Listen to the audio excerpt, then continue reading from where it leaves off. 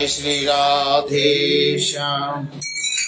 समवेत भक्तमंडलीर चरणे प्रणाम জানিয়ে আজকে শ্রীমদ্ ভাগবত গীতার দু একটি শ্লোক আমরা আস্বাদন করব। বিগত দিনে আমরা দ্বাদশ অধ্যায়ে শেষ করেছিলাম। আজকে ত্রয়োদশ অধ্যায় দু একটি শ্লোক আমরা আস্বাদন করব। এই অধ্যায়টির নাম হচ্ছে ক্ষেত্রজ্ঞ বিভাগ যোগ। দ্বাদশ অধ্যায়ের প্রারম্ভে অর্জুন সগুণ এবং নির্গুণ উপাসকের শ্রেষ্ঠত্ব বিষয়ে প্রশ্ন করেছিলেন, যে কোনটা। যখন দ্বাদশ অধ্যায় অবতরণ করেন ভগবান শ্রীকৃষ্ণ অর্জুনের সামনে, তখন বলেছিলেন যে প্রভু, আমি কার উপাসনা করব, সগুণ না নির্গুণ, সাকার না নিরাকার ভগবানের আমি আরাধনা করব।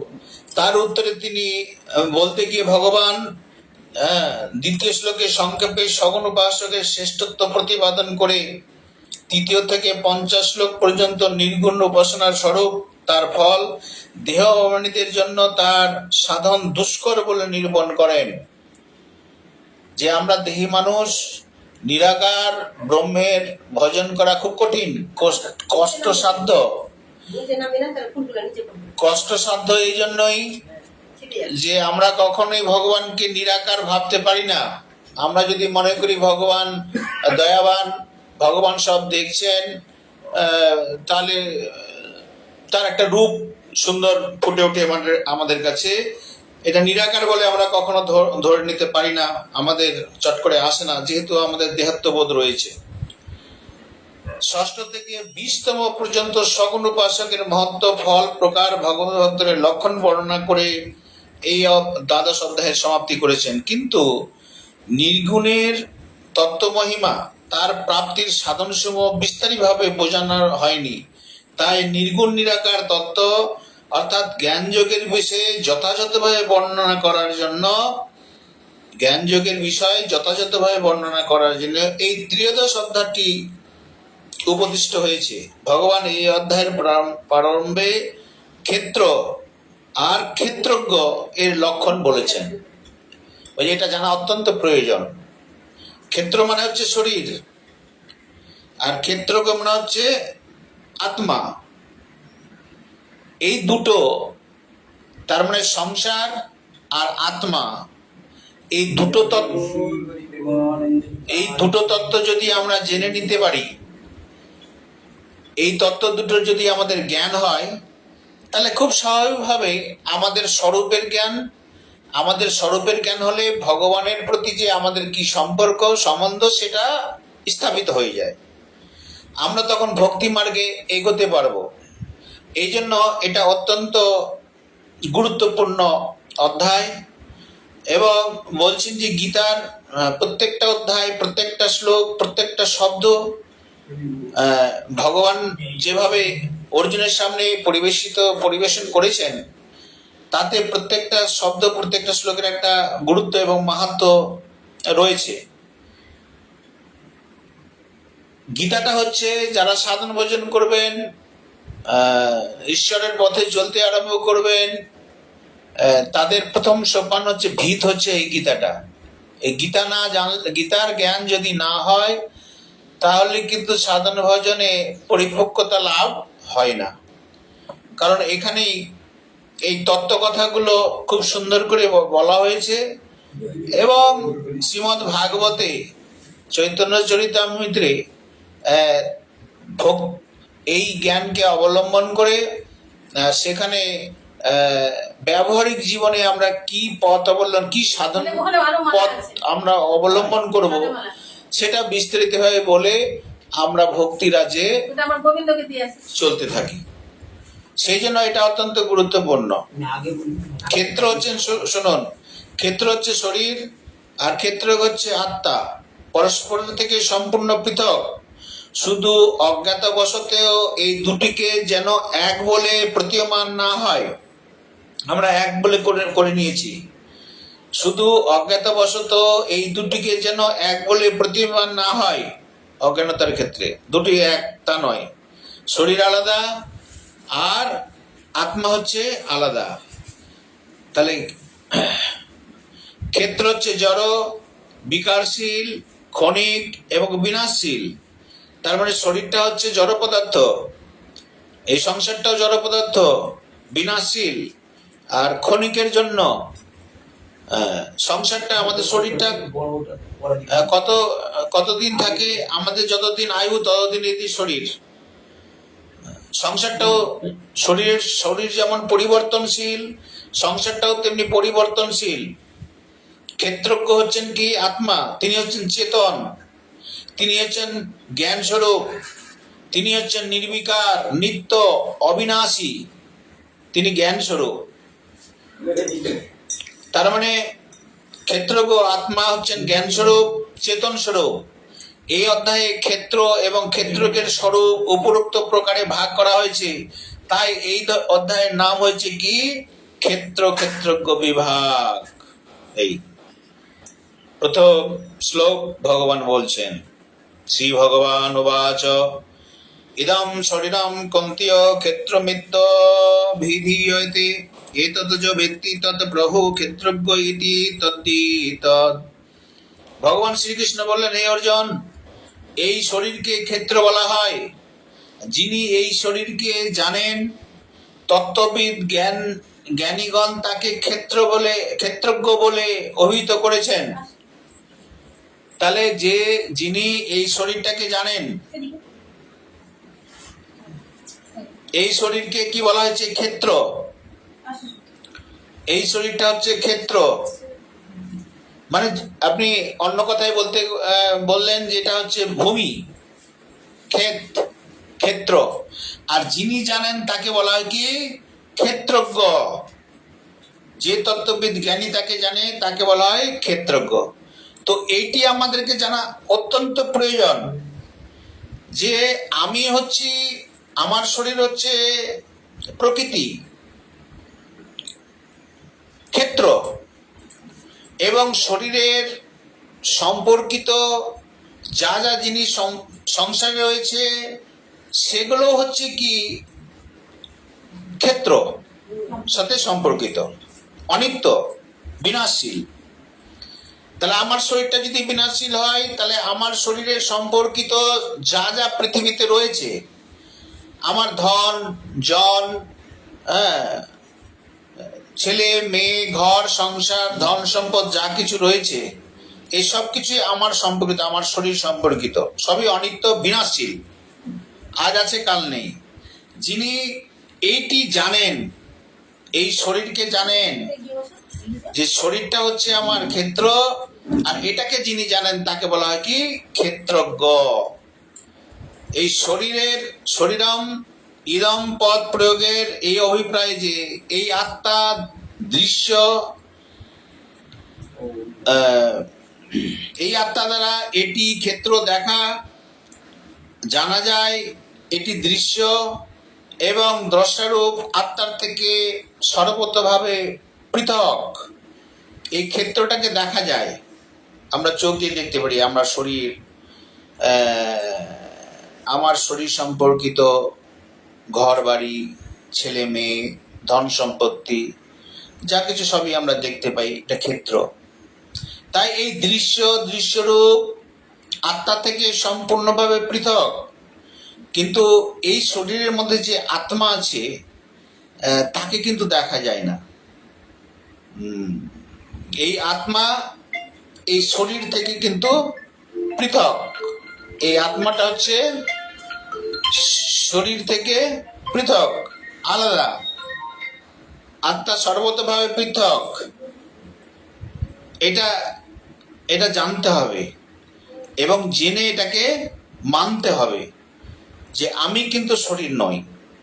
তাহলে আমি যদি শরীর না হই, তাহলে আমার সত্তাটা আলাদা। তাহলে শরীরটা যেটা, সেটা ক্ষণস্থায়ী, ক্ষণভঙ্গুর, বিনাশশীল। তাহলে আমার শরীরের সম্পর্কিত যারা আছে সংসারের মধ্যে, তারাও বিনাশশীল, ক্ষণভঙ্গুর। তাহলে তাদের আত্মার সঙ্গে যদি শরীরের কোনো না থাকে, সম্বন্ধ না থাকে, এটা যদি পৃথক হয়, তাহলে সংসারের সমস্ত বস্তু আমার থেকে পৃথক, আমার থেকে বলতে আত্মা থেকে পৃথক। তাহলে আমি স্বরূপত কি? আমি স্বরূপত হচ্ছি আত্মা, পরমাত্মার অংশ। আমি কিন্তু সংসারের নই, আমি পরমাত্মার। তাহলে পরমাত্মার যদি হয়ে থাকি, তাহলে পরমাত্মার সঙ্গে আমাদের প্রকৃতপক্ষে সম্পর্ক, সংসারের সাথে আমি সম্পর্ক আমাদের নেই। কিন্তু ভ্রমবশত আমরা করেছি কি, সংসারের সাথে সম্পর্ক করে নিয়েছি, কিন্তু যার সঙ্গে আমার নিত্য সম্পর্ক, তার সঙ্গে সম্পর্ক আমি ছেদ করে দিয়েছি। তার দিকে ঘুরেও আমি তাকাই না। অথচ এই সংসারের প্রতি আমাদের যে এই যে আসক্তি, এই আসক্তির জন্য আমরা করেছি কি, সংসারটাকে আমি নিজের মনে করেছি, শরীরটাকে আমি নিজের মনে করেছি। এই জ্ঞানটা যদি হয়ে যায়, তাহলে কি হবে? এই জ্ঞানটা যে আমি শরীর নই, তাহলে শরীর সম্পর্কিত সমস্ত জিনিস আমার নয়। তাহলে সংসারের প্রতি কি হবে? বৈরাগ্য আসবে। সংসারের প্রতি যখনই বৈরাগ্য হবে, তখনই কি হবে? ঈশ্বরের প্রতি ভক্তি হবে। আমরা যতই ভক্তি করি, ঈশ্বরের প্রতি গুণগান করি, ঈশ্বরের দিকে এগোতে চাই, কিন্তু এই তত্ত্বজ্ঞানগুলো যদি না হয়, তাহলে আমরা চট করে আমরা এগোতে পারবো না। দুটো মার্গ আছে। একটা, যদি কোনো কারণ, কোনো সাধুগুরু বৈষ্ণবের পাল্লায় যদি আমরা পড়ে যাই, তার সান্নিধ্যে যদি যেতে পারি, তাহলে সাধুগুরু বৈষ্ণবরা হচ্ছে স্পর্শ মনের সাদৃশ্য। তার সংস্পর্শে গেলে তার মধ্যে অটোমেটিক আর কিছু জানার দরকার হয় না। তার মুখশ্রিত বাণী দিয়ে এমন প্রভাবিত হয় যে তার ওই জ্ঞানগুলো, তত্ত্বজ্ঞানগুলো তার মুখশ্রিত বাণীতে শুনেই সে লাভ করে নেয়। ফলে তখন ঈশ্বর মুখে ওই ভক্তি মার্গেও চলতে থাকে। এক রাস্তা। 2 নম্বর রাস্তা আছে, আমরা তো সবসময় ওই সৌভাগ্য আমাদের নেই, সেই কৃপা তো ঠাকুরের আমাদের চট করে নাও হতে পারে, আমাদের সেই সংস্কার নাও থাকতে পারে। তো তখন আমাদের কি করতে হবে না, এই তত্ত্বকথা যদি আমরা কোনো ব্যাসপীঠ থেকে শুনি, তাহলে এই তত্ত্বকথাগুলো হৃদয়ঙ্গম করতে হবে, আমাদেরকে বুঝতে হবে। বুঝলে কি হবে? বোঝা মানে কি? জ্ঞান হবে। আমাদের এই তত্ত্ব জ্ঞানগুলো লাভ করা উচিত। আর এই তত্ত্বজ্ঞানগুলো যখনই আমরা লাভ করব, এই জ্ঞানটা লাভ করে আমরা যখন অনুভবে নিয়ে আসব নিজের হৃদয়ে, জ্ঞান লাভ করলেই শুধু হলো না, জ্ঞানটা যদি অনুভবে আসে, তাহলে কি হবে? যে আমি তখন ওই ভক্তি মার্গে চলতে থাকবো। কার মাধ্যমে? এই জ্ঞানের মাধ্যমে। তাহলে এটা অত্যন্ত প্রয়োজন এই ক্ষেত্র সম্পর্কে জানা। এই ক্ষেত্রকে যিনি জানেন, তাকে ক্ষেত্রকে বলা হয়েছে। এর দ্বারা ভগবানের অন্তরাত্মা দ্রষ্টাকে লক্ষ্য করিয়াছেন। যে এই যে ক্ষেত্রজ্ঞ, যিনি জানেন, এই অন্তরাত্মা দ্রষ্টাকে লক্ষ্য করে বলেছেন যে মন, বুদ্ধি, ইন্দ্রিয়, মহাভূত, ইন্দ্রিয়াদির বিষয়ে যত প্রকার জানার যোগ্য দৃশ্যবর্গ আছে, সেসব সমস্তই জড়, বিনাশশীল, পরিবর্তনশীল। আমি যাকে দিয়ে জানবো, সে হচ্ছে মন, বুদ্ধি, ইন্দ্রিয়, পঞ্চমহাভূত ইন্দ্রিয়, যত রকম জিনিস আছে সে দিয়েই জানবো। তো এই জড় পদার্থ দিয়ে কখনো ওই জড়কেই জানা যাবে, কিন্তু চেতনকে জানা যাবে না। সেসব জড় বিনাশশীল এবং পরিবর্তনশীল। এই যার মাধ্যমে আমরা জানবো, সেগুলো বিনাশশীল। চেতন আত্মা সেই জড় দৃশ্যবর্গ থেকে সম্পূর্ণভাবে বৈশিষ্ট্যপূর্ণ। এটি তার জ্ঞাতা, তাকে অনুসূত, তার অধিপতি। তাই একে বলা হয় ক্ষেত্রজ্ঞ। যখন এটা জানবেন যে না, এই চেতন আত্মাটা সর্বতভাবে এই ক্ষেত্রের মধ্যে অবস্থান করছে, এটা যদি জেনে নিই, যে তাহলে এই ক্ষেত্রকে জানা মানে আত্মাকে জানা, আত্মাকে জানা মানে হচ্ছে পরমাত্মাকে জানা। তাহলে এই আত্মাটা হচ্ছে অ্যাকচুয়ালি ভগবানেরই অংশ, জীবভূত সনাতন অংশ, জীবভূত সনাতন আমারই অংশ হচ্ছে জীব। তাহলে এটা যখন আমি জানবো, তখন আমাকে বলা হবে কি? ক্ষেত্রজ্ঞ। এই ক্ষেত্র সম্পর্কে জানা আছে। তো আপনি যখন নিজেকে জানবেন, তখনই ভগবানের সঙ্গে সম্পর্ক হবে। কারণ আপনি যখন নিজেকে জানবেন তখন নিজের স্বরূপটা জানবেন। এই জন্য চৈতন্য চরিতামৃত বললেন, জীবের স্বরূপ হয় কৃষ্ণের নিত্য দাস। আমাদের স্বরূপ হচ্ছে ভগবানের, তার সঙ্গে সম্পর্ক থাকাই একমাত্র আমাদের কর্তব্য, এবং আমাদের স্বরূপ হচ্ছে তারই সেবা করা, ভগবানের সেবা করা। ভগবানের সেবা করলেই আমরা সন্তুষ্ট লাভ করব, তৃপ্তি লাভ করব, আমরা সুখী হব। কিন্তু আমরা প্রকৃতপক্ষে সুখ চাইছি সংসার থেকে, যেটা অনিত্য জড় পদার্থ, যেটা বিনাশশীল পরিবর্তনশীল। তো বিনাশশীল যে নিজেই টিকবে না, যে নিজেরই কোনো অস্তিত্ব নাই, সে কি প্রকৃতপক্ষে সুখ দিতে পারে? ওই যে না, কেউ দিতে পারবে না। আমরা এটা সাংসারিক মানুষ হাড়ে হাড়ে টের পাই, হাড়ে হাড়ে দেখি। বয়স যত বাড়ছে তখন আমরা দেখতেই থাকি যে সংসারের কোনো বস্তুই আমাদের প্রকৃতপক্ষে সুখ দিতে পারে না। আমাদের ধন সুখ দিতে পারে না, আমাদের জন্ম সুখ দিতে পারে না, ছেলে মেয়ে স্বামী স্ত্রী কেউ আমাদেরকে প্রকৃতপক্ষে সুখ দিতে পারে না। আমরা কেবলমাত্র এখানে অবলম্বন করে বেঁচে আছি। প্রকৃত সুখের জায়গায় কিন্তু অন্য জায়গায়। কারণ আমরা চিনতে ভুল করেছি যে আমি আমার ছেলে আমার আশ্রয়, আমার ছেলে আমার আশ্রয়, আমার স্বামী আমার আশ্রয়, আমার ধন আমার আশ্রয়। এই ধন যতই কোটি টাকা থাকুক না কেন, কয়েক হাজার কোটি টাকা থাকুক না কেন, রোগ শোক থেকে আপনি কি কখনো নিস্তার পেয়েছেন? বলছেন না, বছরে বছরে আপনাকে চিকিৎসা করতে হচ্ছে, লক্ষ লক্ষ টাকা খরচ করতে হচ্ছে, কিন্তু তবুও আপনার কিন্তু পরিণামটা কি? আপনার কিন্তু বিনাশ, এই শরীরটা আপনার চলেই যাবে। তাহলে ধন আপনাকে রক্ষা করতে পারলো? আপনার ছেলে আপনাকে রক্ষা করতে পারলো না? করতে পারলো না। তাহলে আমাদের প্রকৃত সম্পর্ক ধনের সঙ্গে নয়, প্রকৃত সম্পর্ক আমাদের জনের সঙ্গে নয়। প্রকৃত সম্পর্ক আমি যেখানে থেকে এসেছি, যিনি আমাকে সৃষ্টি করেছেন তার সাথেই সম্পর্ক। এবং তারই যদি আমি দাসত্ব নিই, তারই যদি আমি সেবা করি, তাহলে প্রকৃত সুখ আমি সেখানেই পাবো। না হলে এইখানে সংসারের মধ্যে কখনো সুখ পাবো না। তাই বলছেন এই তত্ত্বটা যারা জেনে গেল তাদেরকে বলা হয় কি? ক্ষেত্রজ্ঞ।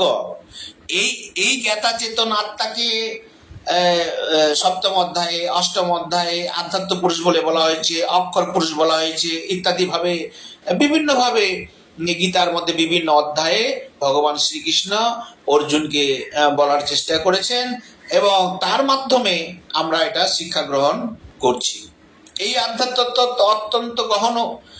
তাই জন্য ভগবান ভিন্ন ভিন্ন প্রকরণে তার কোথাও স্ত্রীবাচক, কোথাও বা পুংসবাচক, কোথাও বা পুরুষবাচক প্রয়োগ করে এটিকে বর্ণনা করেছেন। বাস্তবে আত্মা বিকার রহিত, অলিঙ্গ, নিত্য, নির্বিকার, চেতন এবং জ্ঞান স্বরূপ। আত্মার কিন্তু কোনো কোনো লিঙ্গ নেই, তিনি নির্বিকার, বিকার রহিত। তাহলে মানে আত্মা হচ্ছেন, এটা কি বলবো, মানে একটা শক্তি, ঈশ্বরের শক্তি। যেমন ঈশ্বরের শক্তি, এই যে কারেন্ট আছে, তো কারেন্ট একটা শক্তি। তো কারেন্টের মাধ্যমে আমাদের ফ্যানও চলছে, লাইটও চলছে, ফ্রিজ চলছে, হিটার চলছে, সবকিছু ওই একটা কারেন্টেই চলছে। তাহলে কারেন্ট একটাই বিভিন্ন দেহের অবলম্বন করে এই কর্মগুলো করছে। এগুলো এক একটা দেহ ধরে নেন। এই ফ্যানটা হচ্ছে দেহ, বাল্ব একটা দেহ, রেফ্রিজারেটর একটা দেহ, হিটার একটা, তো এরকম বিভিন্ন মিল টিল যত রকম চলছে আর কি, কলকারখানা সমস্ত এক একটা দেহ ধরতে পারে। কিন্তু কারেন্ট কিন্তু ওই এক, যে দেহের তার মধ্যে যাচ্ছে সেই দেহকে অবলম্বন করে ও কর্মটা করে। ঠিক তেমনি এই আত্মা হচ্ছে নির্বিকার। এই আত্মা যখন এই শরীরের মধ্যে বিভিন্ন শরীর, মানে হয়তো মানুষের শরীর আছে, কুকুর, ছাগল, ভেড়া, এটাও তো শরীর একরকম। যত রকম জীব আছে এক একটা ওই সমস্ত জীবের মধ্যে যখন যায়, ওই দেহের মধ্যে থাকে, ওই দেহের প্রকৃতি অনুযায়ী তখন ওই দেহটা চলতে থাকে। কুকুর কুকুরের স্বভাব, মানুষ মানুষের স্বভাব। সেই জন্য বলছেন যে আমরা যখন কর্মটা ভালো করব, তাহলে এই যে আত্মাটা, এই আত্মাটা কর্ম অনুসারে আমাদের দেহ লাভ করবে। আমরা যে এখানে রয়েছি, এই প্রকৃতির মধ্যে তিনটি গুণ আছে, সত্য, রজ, তম। তিনটা গুণের দ্বারা আমরা, তিনটা দড়ি দিয়ে আমাদেরকে বেঁধে রেখেছে। এই তিনটা দড়ি যেহেতু বেঁধে রেখেছে, এই তিনটা গুণের বশবর্তী হয়ে আমরা কর্মটা করি। তাতে দেখা যাচ্ছে যে যদি সাত্বিক কর্ম করা হয়, মানে ভালো কর্ম যদি করা হয়, দান পুণ্য করা হয় ইত্যাদি ইত্যাদি, তাহলে কি হবে না, সে স্বর্গে যাবে, এই একটা গতি। আচ্ছা, যদি তামসিক কর্ম করা হয় তাহলে সে নিকৃষ্ট ধর্ম, অসামাজিক লোক যাকে বলা হয়, যদি এরকম কোনো কর্ম করি আমরা সমাজের মধ্যে, অসামাজিক কর্ম, হত্যা, চুরি, ডাকাতি, রাহাজানি, মিথ্যা, প্রপঞ্চ, এগুলো করে করে যাদের জীবন অতিবাহিত হয়, অনেকে করছে এরকম সংসারের মধ্যে, তো তাদের গতিটা হবে কি, কীট পতঙ্গ, এটা খুব নিম্ন শ্রেণীর তাদের শরীরটা পাবে। আর মানুষ কারা পাবে, যদি রজগুণ সম্পন্ন হয়, যেখানে সাত্বিক গুণ এবং ভালো মন্দ দুটোই যখন মিশে থাকবে, রাজসিক গুণ, তখন ও মানুষ ধর্ম মানে মানুষের দেহ পাবে। এই মানুষের দেহ পাওয়ার সময় তার দুটো গুণ, তিনটে গুণই কাজ করে। যখন গুণটা কোনো একটা মানুষের মধ্যে দেখবেন সাত্বিক গুণের প্রভাব বেশি, কিন্তু তার মধ্যে কিন্তু রাজসিক এবং তামসিক এই তিনটা গুণই কিন্তু আছে, কিন্তু সাত্বিক গুণটা একটু বেশি আছে। যদি দেখেন যে না, লোকটা খুব ভালো, ধার্মিক, ইত্যাদি ইত্যাদি, কিন্তু তার মধ্যে যে তামসিক গুণ নেই তা নয়, কিন্তু তার মধ্যে তামসিক গুণও আছে, রাজসিক গুণও আছে, ওটা সুপ্ত অবস্থায় থাকে। সেই জন্য যারা রাজসিক প্রকৃতির, যারা যশ প্রতিষ্ঠা চায়, নাম চায়, আমি একটা দান করলাম, লোক যেন আমার নাম করে, আমি পাথরে খোদাই করে দিলাম, সবাই আমার নাম করে, ইত্যাদি, এটা রাজসিক গুণ সম্পূর্ণ। তো এরকম লোকের মধ্যেও যে সাত্বিক গুণ যে নেই তা নয়, বা তামসিক গুণ যে নাই তা নয়। আবার তামসিক লোকের মধ্যেও যে সাত্বিক গুণ অল্প পরিমাণে থাকে, রাজসিক গুণ অল্প পরিমাণে থাকে, কিন্তু তামসিক গুণটা, খারাপ গুণটা বেশি পরিমাণে থাকে। অনেক লোককে দেখবেন যারা খুব খারাপ ছিল, হঠাৎ করে কোনো একটা ভালো লোকের সংস্পর্শে এসে ভালো হয়ে গেছে, এরকম বহু উদাহরণ আছে, বহু বহু উদাহরণ। আমরা লক্ষ্যহীরার নাম শুনেছি, ওই হরিদাস ঠাকুরের নির্যাস লীলায় তিনি নষ্ট মেয়ে ছেলে ছিলেন, হরিদাস ঠাকুরের সংস্পর্শে এসে সে পরম বৈষ্ণবী হয়ে গেলেন। এটা হয়, তার তামসিক গুণ ছিল, কিন্তু কোনো একটা সাধুগুরু সংস্পর্শে এসে তার মধ্যে চিত্তের একটা পরিবর্তন হয়ে গেছে। তো এরকম তিনটা গুণের দ্বারা আমরা প্রবাহিত, আর তিন ভাবে আমরা চলি। তো বলছেন এই ক্ষেত্রজ্ঞের জ্ঞান যদি হয়ে যায়, মানে শরীর এবং শরীরের ভিতরে যে আত্মা পৃথক, আমি কিন্তু শরীর নয়, আমি হচ্ছি আত্মা, এই জ্ঞানটা যদি হয়ে যায়, তাহলে শরীর সম্পর্কিত এই সংসারের প্রতি তার বৈরাগ্য হবে, তখন ও ভক্তি মার্গে চলতে আরম্ভ করবে। যা, তো এদের সাথে যদি সম্পর্কই না থাকে, এদের সাথে প্রকৃতপক্ষে সম্পর্ক যদি না থাকে, মানে নাই যখন, তখন এদের সাথে সম্পর্ক রাখার আমার কোনো প্রয়োজন নেই। মানে এদের সাথে সম্পর্ক রাখার প্রয়োজন, কথাটার মানে হলো যে এদের প্রতি কোনো আসক্তি আমি রাখবো না। সম্পর্ক থাকবে, সে ছেলে আমার ছেলে, মেয়ে আমার মেয়ে, আমার স্ত্রী আমার স্ত্রী, আমার স্বামী আমার স্বামী, ধন আমার ধন, থাকবে, কিন্তু কোনো আসক্তি থাকবে না। এটা একটা কৌশল। এই তাহলে সংসারের মধ্যে থাকলে, সংসারের প্রতি যদি আসক্তি না থাকে, তাহলে কিন্তু সংসারের কোনো পাপ আপনাকে স্পর্শ করবে না। তাহলে এই যে ক্ষেত্র বিভাগটা, যে যোগটা বলা হয়েছে, এই যোগটার যদি জ্ঞান হয়ে যায়, তাহলে আপনার জ্ঞান হবে যে আমার শরীরের সম্পর্কিত যা আছে এটা বিনাশশীল, পরিবর্তনশীল, এদের প্রতি মন লাগিয়ে কোনো লাভ নেই। তাহলে আমি তার সাথে যদি স্মরণ মনন করি, তাহলে কিন্তু প্রকৃত আমি সুখী হতে পারবো, এবং তারই প্রতি আমাদের মন স্মরণ মনন করা উচিত। তখন সে ভক্তি লাইনে চলতে আরম্ভ করবে। কারণ আপনি খারাপটা যতক্ষণ পর্যন্ত না দেখেন, তাহলে ভালোর দিকে তো এগোতে পারবেন না। আমরা তো এটাই দেখে থাকি যে না, সত্যি তো এইখানে আমি চলার পরে দেখছি যে না, প্রকৃতপক্ষে এদের প্রতি সম্পর্ক নেই, আমার সম্পর্ক অন্য জায়গায়, আমি ভুলবশত এই সংসারের দিকে মুখ করে রয়েছি। এটা ঠিক, মুখটা ঘুরিয়ে দিলেই কিন্তু আমি ঈশ্বরের মুখী হয়ে যাব, সেটাই হচ্ছে মুক্ত। আমরা কিন্তু সংসারে যারা আছি না, জানেন, এটা আমরা মুক্তই। যত মানুষ আছে সবাই কিন্তু আমরা ভগবানের প্রতি আমরা কৃতজ্ঞ, এবং ভগবানের প্রতি আমাদের ভক্তি রয়েছে, কিন্তু আমরা জানি না বলে আমরা এই সংসারের দিকে মুখ করে রয়েছি।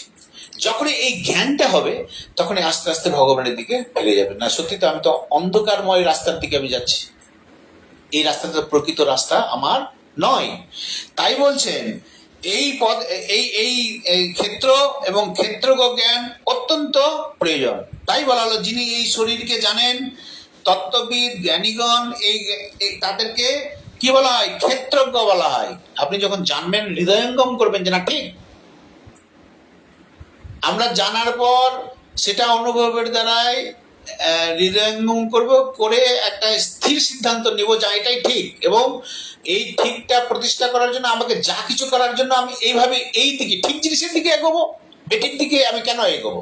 আমি যদি হৃদয়ঙ্গম করিনি তাহলে ঠিক জিনিস যেটা সেটার দিকে আমি কিন্তু এগোবো। তাই অর্জুনকে বললেন, হে অর্জুন, ভগবান বলছেন ক্ষেত্রাপি মাং বিদ্ধি সর্বক্ষেত্রেষু ভারত, ক্ষেত্রজ্ঞ জ্ঞানম যৎ জ্ঞানম মতম মম। হে অর্জুন, তুমি সমস্ত ক্ষেত্রের মধ্যে ক্ষেত্রজ্ঞ অর্থাৎ জীবাত্মা রূপে আমাকেই জানবে। সমস্ত ক্ষেত্রের মধ্যে ক্ষেত্রজ্ঞ মানে জীবাত্মা আমাকেই জানবে। তোমার মধ্যে যে চেতন তত্ত্বটা সেটা কিন্তু আমি, মানে আমাকেই জানবে, আমি সেটা আমাকেই জানবে। ক্ষেত্রজ্ঞ অর্থাৎ বিকার সহ প্রকৃতি পুরুষকে যে পৃথক ভাবে জানে তাকেই বলে জ্ঞান। সংসারের জ্ঞান তো অনেক আছে, কত রকম জ্ঞান হয়। আমরা যে স্কুলে পড়াশোনা করি, জ্ঞানের শেষ নাই। এটা কাকে বলে, এটা কাকে বলে, এটা কাকে বলে, কত রকম কাকে বলে, আর কত রকম সংজ্ঞা, আর কত রকম যে মুখস্থ করেছি তার ঠিক নেই। তো এগুলো কিন্তু একটা জ্ঞান, কিন্তু এটা ম্যাটেরিয়ালস জ্ঞান। এই জ্ঞানের মধ্যে কোনো ইয়ে নাই, সারবস্তু নেই, অসার। এই জন্য বলছেন বিদ্যার মধ্যে কোন বিদ্যা সার? বলছে বিদ্যার মধ্যে কৃষ্ণ তত্ত্ব জ্ঞান বিদ্যা হচ্ছে সর্বসার। মানে ভগবানকে যদি জানা যায়, এছাড়া তাকে ভগবান ছাড়া অন্য কিছু জানার কোনো প্রয়োজন হয় না, প্রয়োজন পড়ে না। এই জন্য বলছেন এই তাকে বলা হয় জ্ঞান। মানে যারা এই ক্ষেত্র এবং ক্ষেত্রের বিকার সহ প্রকৃতি পুরুষকে পৃথক ভাবে যারা জানে, যারা জেনে নিল যে না আমি শরীর এবং আমার যে আত্মাটা এটা সম্পূর্ণভাবে আলাদা, এটাই হচ্ছে প্রকৃত জ্ঞান। এই জ্ঞানটা আপনার কিন্তু ভগবত স্বরূপে ভগবত ধামে নিয়ে যাওয়ার জন্য, ভগবানের কাছে নিয়ে যাওয়ার জন্য দ্বার উন্মুক্ত করে রেখেল। এই জ্ঞানটার বলে আপনি তখন এগিয়ে যাবেন আরো। এর দ্বারা আত্মা পরমাত্মার ঐক্য প্রতিপাদন করা হয়েছে। আত্মা এবং পরমাত্মা ঐক্যবাদন, তার সঙ্গে আমার নিত্য সম্পর্ক, তিনি একমাত্র আমার আপন, এই যে ঐক্য প্রতিপাদন। আত্মা পরমাত্মাতে বস্তুত কোনো পার্থক্য নেই, কারণ এটা তো ভগবানেরই অংশ। তো আগুন আর আগুনের স্ফুলিঙ্গ এই দুটো কিন্তু একই জিনিস। আপনারা যখন উনুন জ্বালান, এখন তো উনুন জ্বালা উঠেই গেল, সব তো গ্যাসে, আর হবে কি? তো উনুন জ্বালালে উনুন থেকে কখনো কোনো ফুটফুট করে ফুটে এটে একরকম ইয়ে বেরোয় না, আগুন বেরোয়, ফুলকিগুলো বাইরে পড়ে। তো ওই আগুনের ফুলকিটা আর আগুন, এই দুটোর মধ্যে কোনো ভেদ নেই, কিন্তু একই জিনিস। যেমন সূর্য এবং সূর্য রশ্মির মধ্যে কোনো পার্থক্য নেই। অসংখ্য কোটি কোটি সূর্য রশ্মি মিলেই হচ্ছে সূর্য। এই কোটি কোটি কোটি কোটি আত্মা মিলেই হচ্ছে পরমাত্মা। এক সূর্য যেমন সমস্ত ব্রহ্মাণ্ডকে আলোকিত করে, এক এক পরমাত্মা আত্মারূপে সমস্ত ব্রহ্মাণ্ডের মধ্যে রয়েছে। এই জন্য আমরা বলি প্রত্যেকটা জীবের মধ্যে ভগবান আছেন।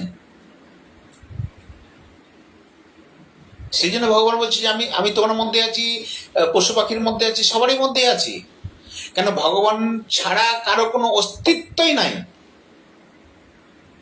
তিনি রয়েছেন চেতন রূপে। পার্থক্যটা কি? তিনি হচ্ছেন বিভু, অনন্ত, অসীম। আর আমাদের মধ্যে যে আত্মাটা আছে ওই একই গুণ, কিন্তু এটা হচ্ছে সীমিত গুণ, অল্প গুণ। স্ফুলিঙ্গটা কোথায়? এমনি ছিটকে গিয়ে পড়লো, কিছুক্ষণ পরে নিভে গেল, কিন্তু ওই আগুনের গুণ কিন্তু তার ছিল। ঠিক তেমনি আত্মার মধ্যে পরমাত্মার সমস্ত গুণগুলো রয়েছে।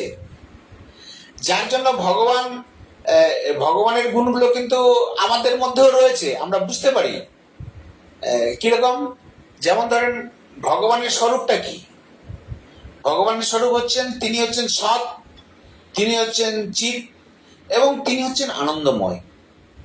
সৎ মানে যে আগেও ছিল, এখনো আছে এবং ভবিষ্যতে থাকবে, তার কখনো বিনাশ হয় না, তিনি সৎ। তো সেটা কি? ভগবান। তাহলে এটা সদ্গুণ। চিৎ মানে হচ্ছেন তিনি জ্ঞানময়, অখণ্ড জ্ঞানময়, অদ্বৈত জ্ঞান যাকে বলা হয়। খুব সাধারণ কথায় বলেন, ভগবান সমস্ত এই বিশ্ব ব্রহ্মাণ্ডটি সৃষ্টি করেছেন, এবং সমস্ত বিশ্ব ব্রহ্মাণ্ড, গ্রহ নক্ষত্র, সূর্য, তারা, মানুষ, প্রকৃতি, বাতাস, আগুন, যা কিছু রয়েছে প্রকৃতির মধ্যে, সমস্ত কিছু চলমান, প্রবাহমান।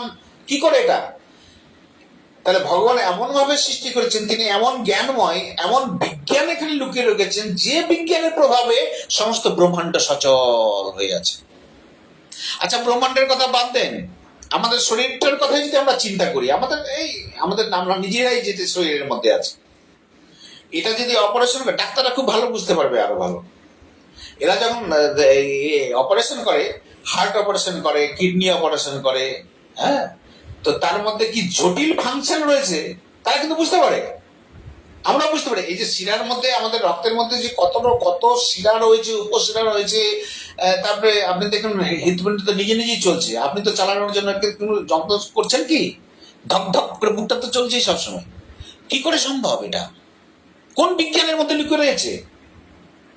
অথচ এটাকে অ্যানালাইসিস করে আমরা এক একজন ডাক্তার হচ্ছে কি, হার্টের ডাক্তার। এটা কে ডাক্তার? হার্টের ডাক্তার। এই হার্টটাকে যিনি তৈরি করেছেন, দেখুন তাহলে সে কত বড় বিজ্ঞানী। এরা হার্টের ডাক্তার, এটা কিডনির ডাক্তার, এটা রক্তের ডাক্তার, এটা হাড়ের ডাক্তার, এটা রগের ডাক্তার। মানে প্রত্যেকটা পার্টে আলাদা আলাদা স্পেশালিস্ট ডাক্তার রয়েছে। তারা পড়াশোনা করে নোবেল প্রাইজ পেয়েছে, আমরা তাদের ফুলের মালা দিচ্ছি, অনুদান দিচ্ছি। আর যে তৈরি করলো তাকে আমরা কি দিচ্ছি? চিন্তা করার বিষয়। যে হার্টটাকে তৈরি করলো, আপনাকে হার্ট রিপ্লেস করতে গেলে আজকে 20 লাখ টাকা খরচা আছে। বাঁদরের হার্ট যদি লাগিয়ে দেয় রিপ্লেসমেন্ট, কিডনি যদি ট্রান্সফার করেন তাহলে 15 লাখ টাকা খরচা আছে, তবুও বেশি দিন টিকবে না। কিন্তু ভগবান যে আপনাকে তৈরি করে দিয়েছে এত সুন্দর, তো ভগবানকে ক লাখ টাকা দিয়েছেন আপনি? ট্যাক্স দিয়েছেন কি? না।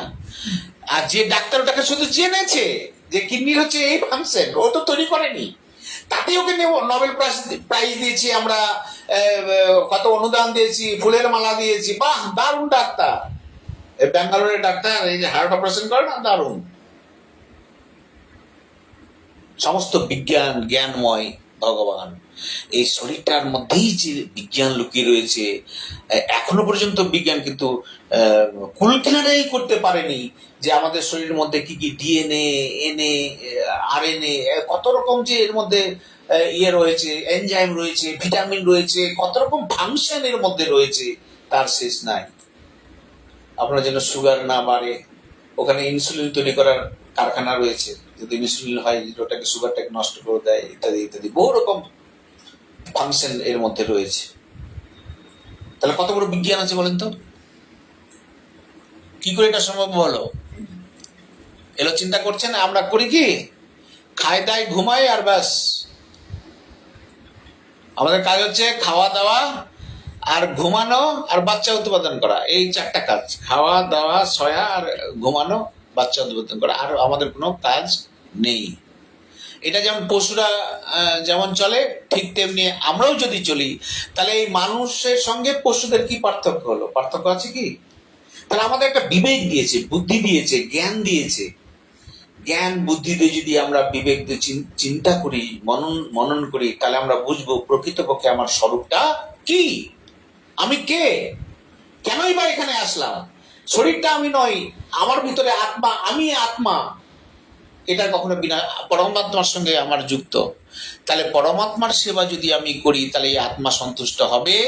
আর আমরা সন্তুষ্ট হতে চাইছি কিসের জন্য? সংসার থেকে জিনিস নিয়ে, যেটা অনিত্য ক্ষণভঙ্গুর, সেই জন্য আমরা কোনোদিন এই সংসারে সন্তুষ্ট হতে পারি না।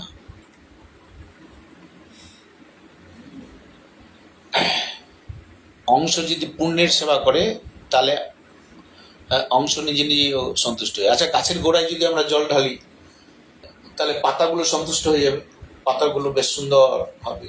পাতাগুলোতে জল দিলে কোনো কাজ হবে? পাতাগুলোতে জল দিলে কোনো কাজই হবে না, গোড়ায় জল দিতে হবে। তা আমাদের গোড়াটা হচ্ছেন ভগবান। তাহলে ভগবানের গোড়ায় যদি ভগবানকে জল দিই, তার মানে তার যদি আমরা সেবা করি, তাহলে তার যে আমরা অংশ, আমরাও কিন্তু উন্নত থাকবো। তাহলে অংশ, ভগবানের অংশ আমরা। এই অংশ যতক্ষণ পর্যন্ত পূর্ণের সেবা না করে ততক্ষণ পর্যন্ত সে সন্তুষ্ট, আমরা সন্তুষ্ট হতে পারবো না। লতা পাতা না সিঞ্চন করে যদি আমরা গোড়াটাকে সিঞ্চন করি তাহলে কিন্তু লতা পাতা সন্তুষ্ট হয়। ঠিক তেমনি আমরা যদি ভগবানের সেবা করি, ভগবানের সেবা করলেই কিন্তু ওই সেবার যে সুখ, সেই সুখটা আমাদের মধ্যে প্রতিফলিত হয়, আমরা নিত্য সুখী হতে পারবো। আর না হতে আমরা গোটা জীবন জন্মের পর জন্ম আমরা শুধু কাঙ্গাল, সুখের জন্য শুধু ঘুরতেই থাকি, হাউ তাস করি। সুখ কিন্তু আমরা মরিচিকার মতো, এই আগের দিকে জল আছে, যাই তো গিয়ে দেখতে, যা বালি, জল নাই, আবার সুখের জন্য যাচ্ছি, যাই যাই যাই যাই দেখি একটু জল, জল নাই ওখানে, মরিচিকা। ঠিক তেমনি আমাদের সংসারের মধ্যে এটা করলে বোধহয় আমি সুখ পাবো, একটু সুখের অনুভব হয়, না হওয়ার কিছু নেই, হয়, কিন্তু ওটা ক্ষণস্থায়ী, ভেঙে যায়, চিরস্থায়ী হয় না সুখটা। আমাদের জড়ি জগতের যে সুখটা আমরা সংসারের মধ্যে, নাহলে সংসারের মধ্যে তো কেউ প্রবেশই করতো না, সবাই তো সংসার ছেড়ে ছেড়ে বাবাজি চলে যেত। তো সংসারের সুখ আছে, না থাকার নয়, কিন্তু সেই সুখটা অনুভব করতে হবে, জানতে হবে, মানতে হবে যে এটা ক্ষণস্থায়ী সুখ, অনিত্য, আজ আছে কাল নেই, এ থাকবে না, ক্ষণস্থায়ী সুখ। সেই জন্য বলছেন যে অর্জুন, এই তত্ত্বটা জানলে, এটা হচ্ছে প্রকৃত জ্ঞান। এই জ্ঞান হলে তখনই তুমি এই আমার দিকে তুমি আসতে পারবে, আমার ভজনা করবে, জীবাত্মা রূপে আমাকে জানবে। ক্ষেত্র ক্ষেত্রজ্ঞতার বিকার সহ প্রকৃতি পুরুষকে যে পৃথকভাবে জানে তাকেই বলা হয় এই জ্ঞান।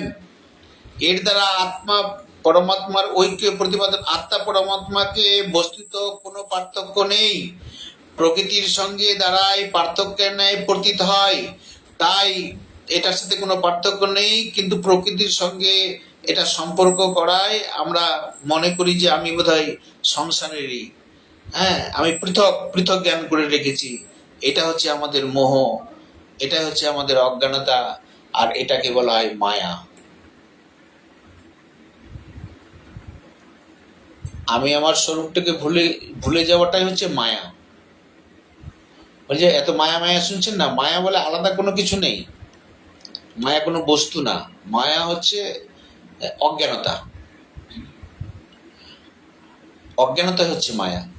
তাহলে অজ্ঞানতা কেটে গেলেই তাহলে মায়া কেটে গেল। অজ্ঞানতা হচ্ছে অন্ধকার স্বরূপ, তার মানে ওখানে যে একটা প্রদীপ জ্বালা যায় তাহলে অন্ধকার চলে যাবে। আপনার ঘরটা যদি অন্ধকার থাকে তাহলে একটা মোমবাতি জ্বালালেই কিন্তু অন্ধকার চলে যাবে। অন্ধকারকে তাড়ানোর জন্য কোনো আলাদা করে কোনো প্রচেষ্টা করতে হবে না আপনাকে, হয় একটা মোমবাতি জ্বালালেন বা প্রদীপ জ্বালালেন, নিজে নিজে চলে গেল। ঠিক তেমনি আমাদের এই অজ্ঞানতাটা যদি জ্ঞান সেখানে হয়, জ্ঞান যদি আমরা পাই, অজ্ঞান ত্রিবণাংশ জ্ঞানঞ্জন সহায়কয়া, এই যে গুরুদেবের কাছে আমরা প্রার্থনা যে তিনি হচ্ছেন জ্ঞান স্বরূপ, তিনি এই জ্ঞানের শলাকা প্রদীপটা যখন আমাদের কাছে নিয়ে আসেন, জ্বালিয়ে দেন আমাদের হৃদয়ে, তখনই আমাদের অজ্ঞানতাটা দূর হয়ে যায়। অজ্ঞানতা দূর করার জন্য আলাদা কোনো রাস্তা নেই, শুধু জ্ঞানের প্রদীপটা জ্বালাতে হবে। এই প্রদীপটা জ্বালালেই অন্ধকার দূর হয়ে যায়। কৃষ্ণ সূর্য সম, মায়া অন্ধকার, যাহা কৃষ্ণ তাহা নাই মায়ার অধিকার। যেখানে ভগবান আছেন সেখানে কিন্তু মায়া প্রবেশ করতে পারে না। তাই ভগবানের বক্তব্যের অভিপ্রায় হলো যে সমস্ত ক্ষেত্র যে চেতন আত্মা ক্ষেত্রজ্ঞ, তা আমারই অংশ হওয়াই বস্তুত আমার থেকে ভিন্ন নয়। আমি পরমাত্মাই জীবাত্মার রূপে বিভিন্ন প্রকারে পতিত হই। আমি পরমাত্মা জীবাত্মার রূপে বিভিন্নভাবে পতিত হয়েছি। দেখো এই সমস্ত সংসারে ভক্তি প্রধান প্রকরণ হইলেও ওই ঐশ্বর্য অর্থ মানা যেত, কিন্তু ভগবানের প্রকরণটি হলো জ্ঞান প্রধান। এই প্রকরণে ভক্তি বর্ণনা জ্ঞানের সাধক রূপে এসেছে, তাই এখানে ভক্তির স্থান গৌণ মানা হচ্ছে। সুতরাং এই সঙ্গে অদ্বৈত পক্ষের ব্যাখ্যাটি ঠিক মনে হয় না। যাই হোক, তাহলে এখানে বলছেন যে এখানে জ্ঞানের প্রাধান্য দেওয়া হয়েছে। জ্ঞান হলে ভক্তির দিকে আপনি এগোতে পারবেন। এই গীতার একটা অদ্ভুত এখানে শৈলী রয়েছে, যে এখানে ভক্তি মার্গে কি সর্বশ্রেষ্ঠ বলা হয়েছে, কিন্তু ভগবান এখানে জ্ঞানের কথা বলেছেন, বৈরাগ্যের কথা বলেছেন। কারণ জ্ঞান এবং বৈরাগ্য না হলে ভক্তি হয় না। নারদ ঋষি যখন দেখলেন বৃন্দাবনে যমুনার তীরে এক সুন্দরী মহিলা, কম বয়সী, সে কাঁদছেন, যে কেন, একটু কাছে দিয়ে যায়, মেয়ে মানুষ তো, এ তো ব্রহ্মচারী মানুষ, আমি ভাবছি মেয়ে মাসের কাছে যাবো কি না কি বলবে, তো একটু হেজিটেশন করতে করতে তার কাছে গেছে, গিয়ে বলছে যে মা তুমি কাঁদছো কেন, আর তোমার পাশে আমি দেখছি যে দুটো লোক অজ্ঞান অবস্থায় পড়ে রয়েছে। তখন উনি বলছেন যে এরা হচ্ছে আমার ছেলে, এরা অচৈতন্য হয়ে রয়েছে। তো নারদ ঋষি ভাবছে যে কি ব্যাপার, এইরকম ছেলে বলছে দুটো, এর বয়স তো অল্প,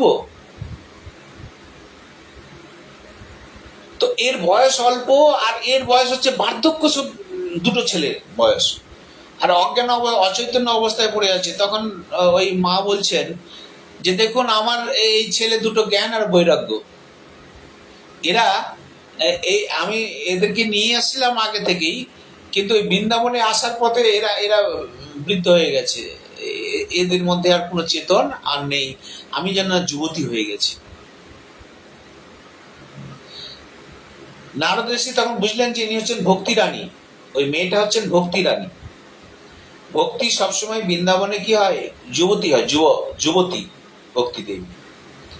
যার জন্য দেখবেন বৃন্দাবনে যারা যান বা বৃন্দাবন আশ্রিত যারা, রাধা মাধবের যারা ভজন করেন, তারা কি বৃদ্ধ কি বৃদ্ধা সবাই কিন্তু বেশ ভালো নাচে, গানে, গান করে, হ্যাঁ, তাদের মধ্যে কোনো সংকোচ কিন্তু থাকে না, একদম যুবতীর মতো। যেমন বৃদ্ধ অবস্থায় মনে হচ্ছে যুবতীর যে আনন্দ আসে, সেই রকম আনন্দে তারা নাচ গান করে।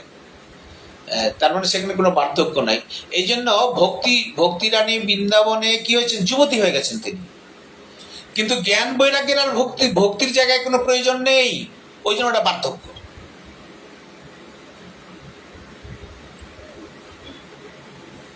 এই জ্ঞান বৈরাগ্যকে যখন নারদ ঋষি আবার ভাগবতীয় কথা শোনান, তখন তাদের একটা সচেতনতা ভাব আসে। কথা বলার তাৎপর্য হলো এই যে ভক্তিরাজে যেতে গেলে জ্ঞান এবং বৈরাগ্যের দুটো প্রয়োজন, এবং ভক্তিরাজে পৌঁছে গেলে জ্ঞান আর বৈরাগ্যের কোনো প্রয়োজন হয় না। সেই জন্য এখানে বললেন যে ভক্তি প্রধান লক্ষণ, এখানে জ্ঞানের আশ্রয় করে ভক্তি মার্গে যাওয়ার কথা এখানে উল্লেখ করেছে। এর অভিপ্রায় হলো কি, যে ক্ষেত্র হলো উপলব্ধি বিনাশশীল, জড়, অনিত্য, জানার যোগ্য, ক্ষণিক। এর বিপরীত হলো ক্ষেত্রজ্ঞ আত্মা, যা নিত্য, চেতন, জ্ঞাতা, নির্বিকার, শুদ্ধ, সর্বদা একভাবে স্থিত। অতএব দুটি হলো পরস্পর থেকে সম্পূর্ণ পৃথক, আলাদা জিনিস। আত্মা এবং সংসার দুটো সম্পূর্ণ আলাদা জিনিস। এই জন্য বলছেন যে সংসারের জ্ঞান থেকে যতক্ষণ পর্যন্ত আমরা, সংসারের কলস থেকে যতক্ষণ পর্যন্ত আমরা না বেরোই, ততক্ষণ পর্যন্ত কিন্তু ওই জ্ঞান, ওই ভক্তি মার্গে কিন্তু আমরা এগোতে পারবো না, যেতে পারবো না। সংসারের গুণগুলোকে সমস্ত কিছু ত্যাগ করে দিতে হবে। তার মানে সংসারের মধ্যে যে কামনা, যে বাসনা, যে আসক্তি, এটা সব ত্যাগ করে দিতে হবে।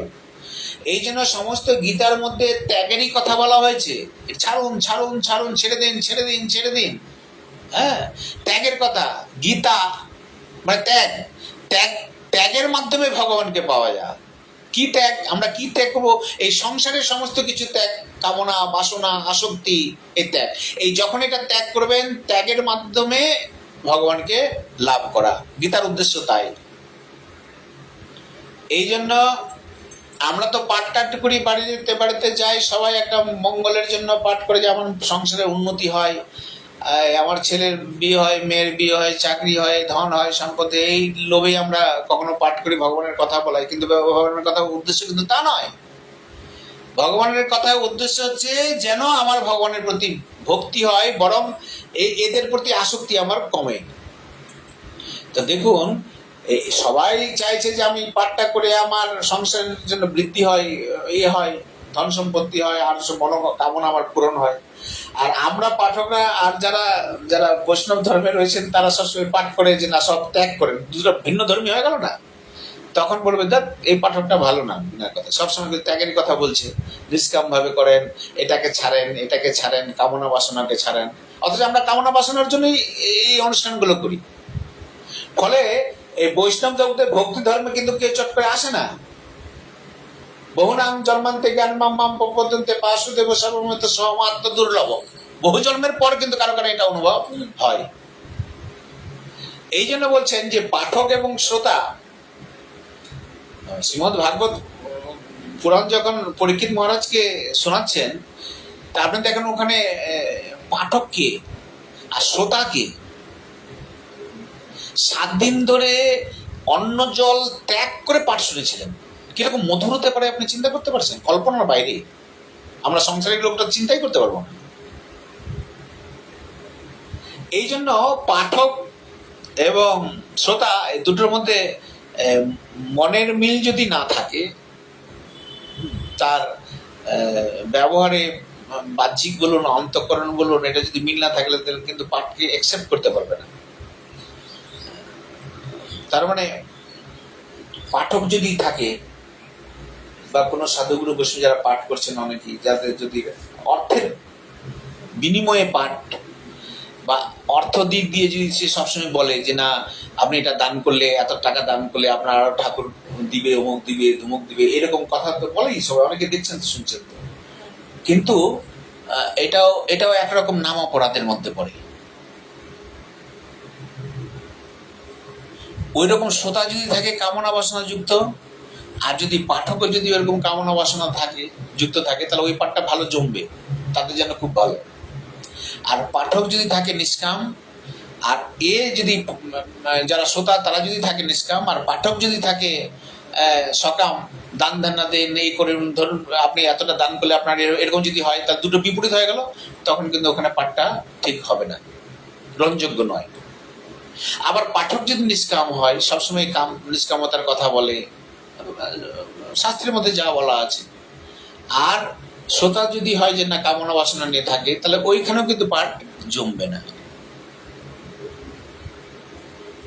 আজকে অন্যান্য জায়গায় দেখুন, এই বৈষ্ণব, এই জন্য বলছেন বৈষ্ণব ধর্মের এখানে সবাই কিন্তু সব আসে না, কারণ এখানে নিষ্কামতার উপরে একটা নির্ভর করা হয়েছে, কামনা বাসনা ত্যাগের কথা বলা হয়েছে, ইত্যাদি ইত্যাদি। এখানে দেখবেন ভক্তি মার্গে যারা আছে না, তারা অধিকাংশই মানুষ দেখবেন, সে বৃন্দাবনে দেখুন, চারিদিকে যত জায়গায় যাবেন আর কি, সব জায়গায় দেখবেন যে খুব সাধারণ মানুষের মধ্যে ভক্তি মার্গে বেশি আছে। যারা জ্ঞানমান, যারা শিক্ষিত, উঁচু উঁচু পর্যায়ে শিক্ষিত ধনী লোক, ওরা অধিকাংশই কিন্তু অন্যান্য মার্গে সব দেখবেন। রামকৃষ্ণ মিশন, ভারত সেবাশ্রম, বড় বড় পণ্ডিত সব লোকজন ওখানে সমাগম, ওটা ভালো, নমস্য। হ্যাঁ, তারা তো যাই অন্তত জ্ঞান তো নেয় সেখানে। তো দেখবেন এটা ভক্তি মার্গের সব ভাগ আছে, কিন্তু সব জায়গায় কিন্তু সবকিছু চলে না। হ্যাঁ, আমাদের এই ভক্তি মার্গে কিন্তু নাই যে তা নয়, তবে সংখ্যাটা খুব কম যে উচ্চ শিক্ষিত সব লোকজন আসছে এই ভক্তি মার্গে, বা তাও কিন্তু নয়, আসবে না চট করে, আছে খুব অল্প। আপনি কার কথা বলবেন?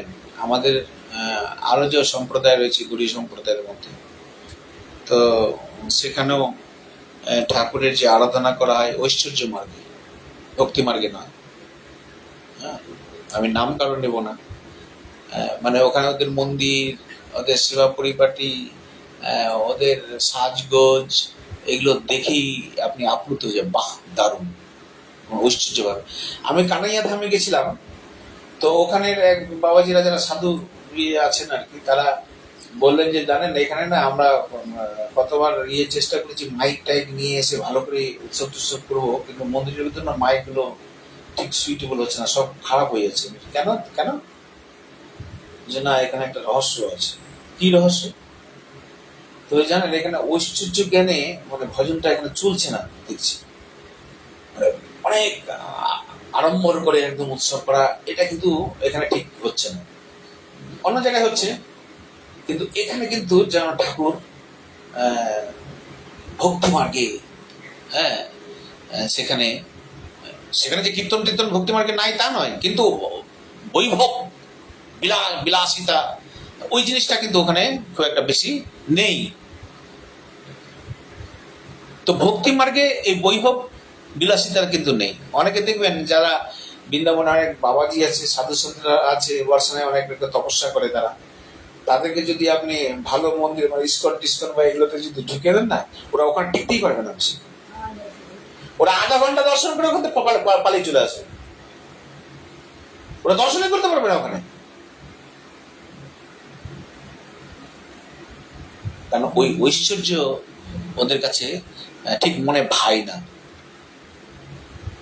রাধারানী যখন তার ব্রজগোপীরা যখন ওই প্রভাস ক্ষেত্রে গেছিলেন সবাই ভগবান শ্রীকৃষ্ণের সঙ্গে মিলিত হওয়ার জন্য, ভগবান তো বললেন যে আমি একদিনের মধ্যে পরের দিন চলে আসবো। তারপর তো তারা বৃন্দাবনে ভগবান ফিরেননি। তো ওইখানে যখন গেছেন তখন সবাই মিলে ওখানে গেছিল। তো রাধারানী ব্রজগোপীরা তাদেরকে ভগবানকে তার যে ড্রেস, তার যে বেশ রাজবেশ, মুকুট সোনার মুকুট, তার রাজবেশ, হিরো মুক্তি দিয়ে তার ড্রেসগুলো তৈরি করা আছে, ওই অবস্থায় তার রাধারানী এবং তার ব্রজগোপীরা দেখে ঠিক মন তাদের ভরলো না যে প্রভু তোমার এই বেশে তো আমরা তোমাকে দেখি, আমরা তো তোমাকে বৃন্দাবনে দেখেছি নবকৈশোর নটবর রূপে বংশী হাতে, আমরা তোমাকে কি সুন্দর ফুলের মালা দিয়ে তোমাকে আমরা সাজিয়েছি। তো এখানে তো সেই রূপ নেই, আমরা এই রূপ দেখতে চাই না। তুমি আমার সাথে আমাদের সাথে তুমি বৃন্দাবনে চলো, সেই বৃন্দাবনে তোমার ওই নবকৈশোর নটরূপ, এই রূপ তোমার আমি দেখতে চাই। তাহলে ভক্তিমানকে যারা আছে না, ওই ঐশ্বর্যের যে প্রকাশ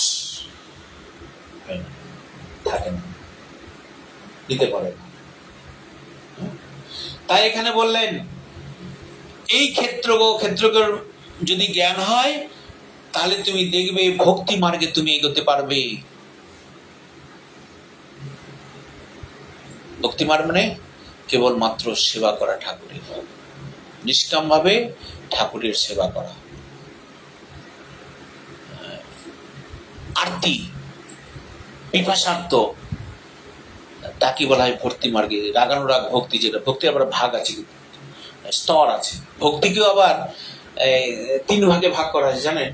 এই যে 3টা গুণ আছে না, সাত্বিক রাজসিক তামসিক, এই ভক্তির মধ্যে কিন্তু এই 3টা গুণের প্রভাব রয়েছে। কারো ভক্তি তামসিক ভক্তি, কারো রাজসিক ভক্তি, কারো সাত্বিক ভক্তি। হ্যাঁ, যারা পাঠা বলি দেয় তাদেরও কিন্তু ভক্তি আছে না? ভক্তি একদম কি সুন্দর পাঠাকে নিয়ে গিয়ে মা কালীর আগে থেকে করে বলি দিচ্ছে, রক্ত দিয়ে কপালে টিপ নিচ্ছে, এটাও তার কিন্তু ভক্তি। এটা কিন্তু এই ভক্তিটা কি তামসিক ভক্তি। ধন জন ঐশ্বর্যের জন্য যারা ভগবানকে পূজা অর্চনা করে, যাগ যজ্ঞ করে, ইত্যাদি ইত্যাদি করে, এটাও ভক্তি। ওই যে নিজের জন্য, এটা যশ প্রতিষ্ঠার জন্য, এটা রাজসিক ভক্তি। আর সাত্বিক ভক্তি পুণ্য করা, একে ওকে দান করা, করা ভালো, এটা ভালো জিনিস। সাত্বিক ভক্তি কাউকে দান করা, বিপদে আসলো তাকে করে দেওয়া, অতি উত্তম। এটা সাত্বিক ভক্তি। কোথায় এটা হলে কি হবে? আপনি স্বর্গে যাবেন। তাতে আপনার সবকিছু মিলিয়ে কোনো লাভ হলো? বলছে না, কোনো লাভ হলো না, আপনি তো ভগবানের সেবাই পেলেন না। তাহলে প্রকৃত ভক্তি রাজ্যে এগোতে গেলে ত্রিগুণাতীত হতে হবে, মানে এই 3টা গুণের ঊর্ধ্বে উঠতে হবে, সাত্বিক রাজসিক তামসিক। এই 3টা গুণকে অতিক্রম করলে কিন্তু ভক্তি মার্গে যাওয়া যাবে, যেখানে কোনো কামনা বাসনা নেই, কেবল তারই সন্তুষ্টির জন্য সেবা করা, ভগবানের সন্তুষ্টির জন্য সেবা করা। তাহলে ভগবানের একটা বস্তু ধর্ম আছে, তাকে সেবা করলেই যে সুখ উনি পাবেন, সেই সুখের ছটা আপনার মধ্যে প্রবাহিত হবে, তার থেকে বেশি সুখ আপনি পাবেন। ব্রজগোপী রাধারানী গোবিন্দের সেবা করে গোবিন্দ না যতটা সুখ পেত, রাধারানী ব্রজগোপীরা তার থেকে বেশি সুখ পেত। কারণ বস্তু ধর্ম, রিফ্লেকশনটা এরকমই হয়। এই জন্য ভক্তিমার্গটা অত্যন্ত মধুর, কোনো চাওয়া ওখানে নেই। চাইবেন কি? ভগবানের কাছে চাওয়া তো বোকামি। যিনি সর্বনিয়ন্তা, যিনি সর্বজ্ঞানী, হ্যাঁ, সমস্ত বিশ্ব, সমস্ত ঐশ্বর্য যার কাছে, সমস্ত বীর্য যার কাছে, সমস্ত যশ যার কাছে, তার কাছে আবার চাওয়া কি? তার কাছে শুধু যদি ভক্তি নিয়ে, তার সেবা নিয়ে শুধু যদি যান, অটোমেটিক আপনি মালামাল হয়ে যাবেন। যে মালামালের জন্য আমরা সবসময় এখানে ঘুরছি এই সংসারের মধ্যে, কিসের জন্য? সুখের জন্যই তো। আমরা সংসারের মধ্যে লালাই তো কিসের জন্য? একমাত্র আনন্দ সুখের জন্যই তো। এছাড়া অন্য কোনো রাস্তা তো আমাদের নেই। আমরা আনন্দ অন্য কিছু চাই না, একমাত্র সুখই চাই। গোবিন্দের সেবার মাধ্যমে সেই সুখটা পাওয়া যায়। নিষ্কাম ভাবে সেবা যদি করা যায়, গোবিন্দ রাধা মাধবের সেবা যদি করা যায়, তাহলে সেখান থেকেই সুখ আসে। তাহলে জ্ঞানী আপনাকে সেই জায়গায় নিয়ে যাবে, ওই নিষ্কাম ভক্তির দিকে আপনাকে নিয়ে যাবে। এই জন্য গীতার সার কথা বললেন, সর্বধর্মান পরিত্যাজ্যং মামেকং শরণং ব্রজ অহং তাং সর্বপাপেভ্যো মোক্ষে আসিমা সুযোগ। অর্জুন, তোমাকে এত মাথাপিচি করতে হবে না। কর্মযোগ, জ্ঞানযোগ, এই যাগযজ্ঞ, এই প্রাণায়াম, এটা ওটা, কত রকম পদ্ধতি আছে, সাধনের শেষ নাই। তুমি ওগুলোতে মাথা ঘামাবো না। তুমি একটা জিনিসই মাথা ঘামাও, তুমি আমার স্বর্ণগতি হয়ে যাও, ব্যাস।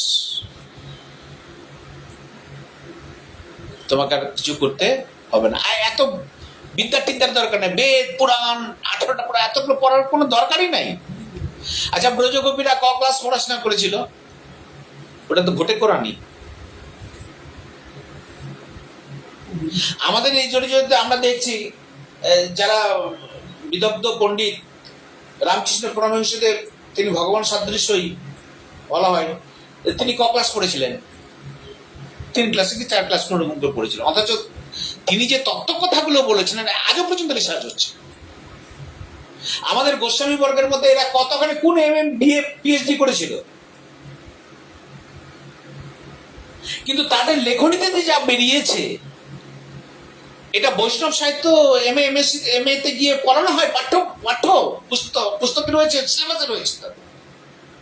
এটা কি করে সম্ভব? এই ভক্তি মার্গে এগুলি সমস্ত জ্ঞানের বিস্ফোরণ প্রস্ফুটিত হয়ে যায়। তখন এই ভক্তি মার্গে এই জন্য হচ্ছে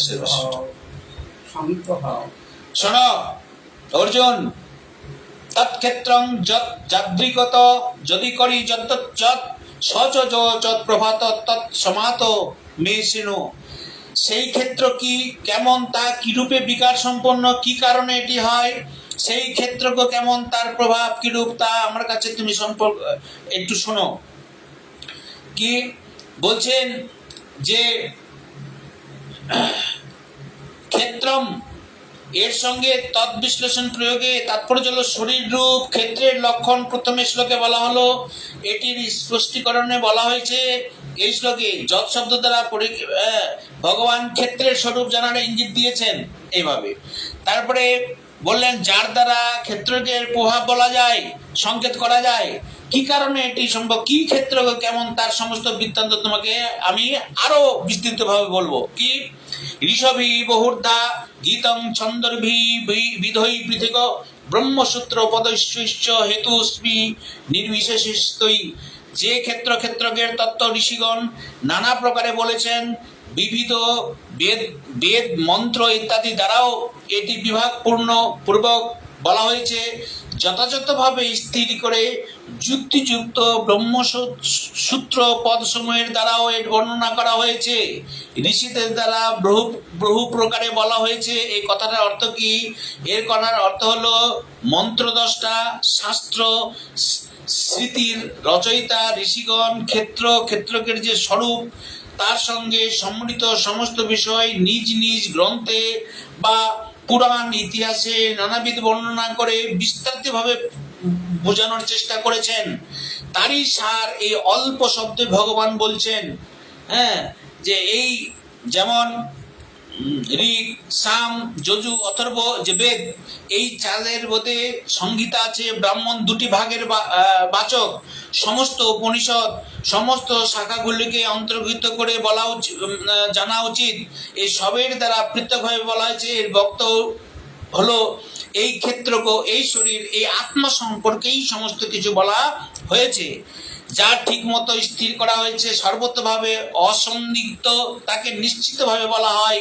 এই সমস্তের মধ্যে যুক্তিযুক্ত বিভিন্ন যুক্তি দ্বারা স্থির সিদ্ধান্ত রূপে স্বীকৃতি দেওয়া, এই সমস্ত গ্রন্থের মধ্যে এই উত্তম যুক্তি দিয়ে সমস্ত কিছু বলা হয়েছে, যাতে করে এই মানুষ এই তত্ত্ব কথাটা জেনে আর আমার পথে সে আসতে পারে, এই ভক্তি রাজ্যে আসতে পারে। এটাই তো আমাদের মানুষ, আমাদের তো বুদ্ধি দিয়েছে, জ্ঞান দিয়েছে। হ্যাঁ, তো আমরা সাধুগুরু বৈষ্ণব এই ব্যাসপীঠ থেকে যে তত্ত্ব কথাগুলো আমরা জানবো, এটা জেনে অনুভব করে আমি যদি সেই পথে চলি, তাহলে আমাদের মানুষ জীবনের সার্থকতা আমাদের অনুভব হবে, নাহলে কিন্তু সেই অনুভব আমরা নিতে পারবো না। নিতাই গৌর প্রেমানন্দে একবার হরি হরি বল। আজকে দিবসী তিথি আছে, তার মধ্যে একটা কথা বলে দিই, না বললে নয়। হরিদাস ঠাকুর এই যে জ্ঞান, এই যে ভক্তিমার্গ, এর প্রচলন কে করলেন? চৈতন্য মহাপ্রভু। যদি গৌর না হইতো কেমনে হইতো, কেমনে ধরিত দে রাধার মহিমা প্রেম রস সীমা জগতে জানাতো কি? মহাপ্রভু না আসলে হতো না। তার যে পার্ষদ এই হরিদাস ঠাকুর, তিনি 3 লক্ষ নাম করতেন। তিনি গাম্বিলায় থাকতেন পুরীতে, আর তার বয়স অনেক হয়েছে। মহাপ্রভু রোজ সকালবেলা তাকে দর্শন করতে যেতেন। হরিদাস, তুমি ভালো আছো তো? হরিদাস বলতেন যে ঠাকুর, আমি তো ভালোই আছি, কিন্তু আমার অসুস্থ হচ্ছে মন বুদ্ধি। কারণ উনি বললেন কি, আমি ভালো আছি, ভালো তো নেই, তিনি হাঁটতে চলতে পারেন না, তো ভালো আর কি? কিন্তু তিনি হাঁটতে চলতে পারছি না, ওটার দিকে তার দৃষ্টি নেই। কোন দিকে দৃষ্টি আসছে? যে আমি গোবিন্দের নাম নিতে পারছি না। হ্যাঁ, মানুষের জন্মের সার্থকতা এই, মানুষের এই শরীরটা তো গলবে, পচবে, নষ্ট হবে।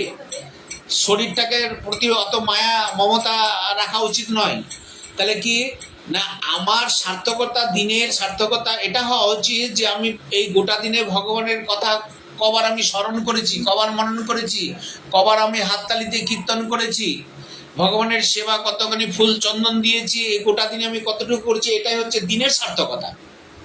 হরিদাস ঠাকুর বললেন, ঠাকুর আমার তো শরীর ঠিকই আছে, কিন্তু মন বুদ্ধি আমি বড় অসুস্থ, কারণ আমি ঠাকুরের নাম ঠিক মতো নিতে পারছি না। মহাপ্রভু বললেন, তোমার বয়স হয়েছে 80 বছরের উপরে তোমার বয়স, অতএব তুমি নামটা এখন কম করে করো। কারণ আমাদের এইসব শাস্ত্রীতে লেখা আছে 8 বছর থেকে 80 বছর বয়স পর্যন্ত আমাদের সমস্ত ধর্মকর্ম এগুলো করা উচিত। 80 বছর বেশি হয়ে গেলে যদি একটু কম হয়, তাতে কোনো অসুবিধা নেই।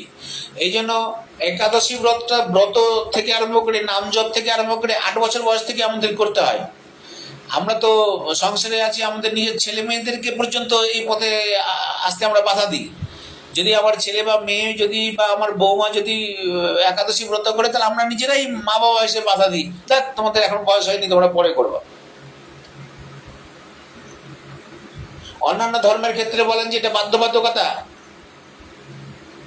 হ্যাঁ, অন্যান্য ধর্মের ক্ষেত্রে যে বলেন এই উপবাস 8 বছর বয়স হয়ে গেলে তোমাকে এই ব্রত করতে হবে, রোজা করতে হবে, এটা করতে হবে, এটা ভালো জিনিস, কত সুন্দর নিষ্ঠা। কিন্তু আমাদের মধ্যে সেই নিষ্ঠাটা নেই। হরিদাস ঠাকুর বলছেন, মহাপ্রভু বলছেন যে তোমার 80 বছর বয়স হয়ে গেছে, তুমি একটু কম করে নাম করো হরিদাস। ওই যে প্রভু, একটি আমার অভিলাষ আছে কি, যে আমার আগে দিকে তুমি দেহ ছাড়বে না। কারণ হরিদাস ঠাকুর সিদ্ধ পুরুষ, তো তিনি বুঝতে পেরেছিলেন মহাপ্রভু আর বেশি দিন থাকবে না। তিনি মহাপ্রভুর কাছে আবেদন করলেন, ঠাকুর তুমি আমার সামনের দিকে তুমি যাবে না, হ্যাঁ, তোমার সামনে যেন আমি চলে যাই। আমি যেদিন যাব সেদিন যেন তোমাকে দর্শন করতে করতে, তোমার নাম নিতে নিতেই যেন আমি চলে যাই। মহাপ্রভু বললেন, ঠিক আছে, তাই হবে, তুমি কৃষ্ণ ভক্ত, ভগবান শ্রীকৃষ্ণ তোমাকে নিশ্চয়ই এই মনের বাসনা তোমাকে পূর্ণ করবেন। মহাপ্রভু বুঝতে পারলেন আগামী দিন, মহাপ্রভু তো ভগবান স্বয়ং, তিনি বুঝতে পারলেন এই হরিদাস ঠাকুর আগামী দিনেই দেহ ত্যাগ করবে। তিনি তার সমস্ত সাঙ্গ পাঙ্গ যাদের ছিলেন তাদেরকে সকালবেলা উঠেই বলে যে চলো হরিদাস ঠাকুরের কুটিরে। হরিদাস ঠাকুরের কাছে এসে, কুটিরে এসে উঠোনে ছোট্ট কুকুর ছিল, যারা কুটির আছে, যারা ইয়েতে গেছেন, পুরী থেকে যারা গেছেন তারা দেখবেন ওই জগন্নাথ মহাপ্রভুর মন্দির আর সমুদ্র সর্বদা এই মাঝামাঝি জায়গাটা সিদ্ধমুকুল বলে একটা জায়গা আছে, সেখানে ওই গাম্ভীলা বলেও একটা জায়গা, যেখানে মহাপ্রভু অবস্থান করতেন, সন্ন্যাস গ্রহণ করেছিলেন যখন 24 বছর মোটামুটি ওখানেই ছিলেন। আর সিদ্ধমুকুলটা ওর পাশেই, হরিদাস ঠাকুর ওখানে থাকতো, দাঁড়াও, হরিদাস ঠাকুর ওখানে থাকতো। তো হরিদাস ঠাকুর কে নিয়ে ওই সকালবেলা সামনের দিকে মাঝখানে বসে আর সবাই বেরি করে কীর্তন করছেন। হরিদাস ঠাকুর সামনে তার নিজের আসনের সামনের দিকে আসনে বসে মহাপ্রভুকে বসালেন, মহাপ্রভুর চরণ দুখানে বুকে নিলেন, আর মহাপ্রভুকে দর্শন করতে করতে শ্রীকৃষ্ণ চৈতন্য বলতে বলতে তার প্রাণটি চলে গেল। জয় হরিদাস ঠাকুরের জয়, হরিদাস ঠাকুরের জয়, হরিদাস ঠাকুরের জয়। হরিদাস ঠাকুরকে মহাপ্রভু কোলে তুলে নিয়ে গিয়ে সমুদ্রে স্নান করিয়ে আর ওই বালি মধ্যে থেকে সমাধি তৈরি করলেন। আজও সেই সমাধি এখনো পুরীতে অবস্থান করছে। যারা পুরী যাচ্ছেন অবশ্যই হরিদাস ঠাকুরের, মহাপ্রভুকে দর্শন করবেনই, জগন্নাথ ঠাকুরকে দর্শন করবেনই, সঙ্গে সঙ্গে গাম্ভীলায় মহাপ্রভুর অবস্থানটা দেখবেন, দর্শন করবেন। আর ওখানে হরিদাস ঠাকুরের যে সমাধি, সেই সমাধিটাও অবশ্যই দর্শন করবেন, সেখানে প্রণাম করবেন গিয়ে। এবার অন্ত্যেষ্টিক্রিয়া হয়ে যাওয়ার পর মহাপ্রভু সবাইকে নিয়ে এসে ওই আনন্দবাজারে ভিক্ষা চাইলেন, আঁচল পেতে পেতে, যে তোমরা আমাকে ভিক্ষা দাও, আমরা এখানে ওই হরিদাস ঠাকুরের আমরা উৎসব করব। হ্যাঁ, সবাই ওই এক ডালি ডালি ভর্তি করে সব খাজা আর যত রকম জগন্নাথ মহাপ্রভুর ভোগ লাগে সমস্ত কিছু সাজিয়ে ডালি ডালি ভর্তি করে সিদ্ধ বকুলে নিয়ে আসলো। যারা যারা ওখানে গেছিল হরিদাস ঠাকুরকে নিয়ে অন্ত্যেষ্টিক্রিয়ায়, তারা সবাই এখানে গেছেন। আমরা এই তো আমাদের সংসার। এখানে আমাদের এক দাদা, এই কি নাম ওর জন্য, আমাদের কালাচাঁদদা, এখানে কালাচাঁদদা গতকালই তার এই দেহ ত্যাগ করে দিয়েছেন। একটা অ্যাক্সিডেন্ট হয়েছিল, ওই অ্যাক্সিডেন্টে বেশি হয়েছে। উনিও আমাদের এই গুরু ভাইয়ের মধ্যেই পড়ে, আমাদের সঙ্গে খুব ভালো লোক ছিলেন উনি। হ্যাঁ, তো দেখুন কার কি কি অবস্থা হচ্ছে, তার আমাদের শরীরের কি মূল্য রয়েছে, কার যে কখন মৃত্যু হবে তার কোনো ঠিক নেই। সেই জন্য যতদিন আমরা থাকবো ততদিন অন্ততপক্ষে ঠাকুরের নাম যেন নিয়ে যেতে পারি। এই নামটা কিন্তু হরিদাস ঠাকুর আমাদেরকে শিখিয়ে দিয়ে গেছেন। হরে কৃষ্ণ কৃষ্ণ কৃষ্ণ হরে হরে, হরে রাম রাম রাম হরে হরে। এই জন্য তাকে বলা হয়েছিল নামাচার্য হরিদাস। মহাপ্রভু সেই উৎসবটা করলেন, সবাইকে বসিয়ে ওই সবাইকে প্রসাদ দিলেন, মাল্য চন্দন দিলেন, প্রসাদ পেয়ে সে বৈষ্ণবরা সবাই চলে গেলেন। আর হরিদাস ঠাকুরের জয়ের ধ্বনি দিতে দিতে সবাই চলে গেলেন, বিদায় নিলেন সেখান থেকে।